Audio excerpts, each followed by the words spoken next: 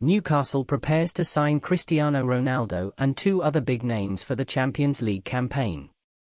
After 20 years, the team is back in the Champions League. With this, the team remains focused on the transfer market. The main desire, as reported by Fitches, is Cristiano Ronaldo, who is unhappy at Al Nassr and wants to return to European football. Another major target for the team is Brazilian player Rafinha, for whom the English club would be willing to pay up to €80 million for his transfer, a sum that would be sufficient to lure him away from Camp Nou.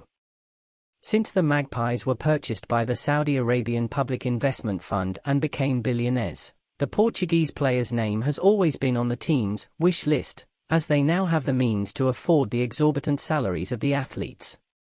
According to the coach, the black and white team will take an alternative approach in the transfer market. Instead of spending billions to sign established players, the club will scout talents around the world, aiming to buy young players who are not yet highly valued.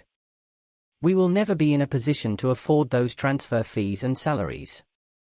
On the contrary, we have to invest in finding young players and work on their development so that they can reach their expected potential, argued the Newcastle coach.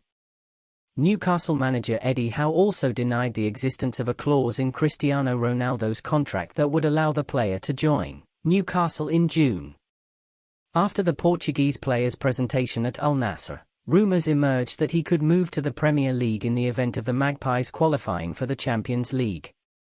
It is not true that we have that kind of clause.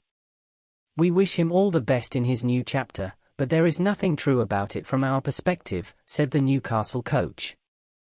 Cristiano's name has been mentioned in the Premier League, both at Chelsea and Newcastle. The English press recently highlighted that the Magpies were also considering Neymar for the next season's Champions League. However, the team's coach made a point to deny it.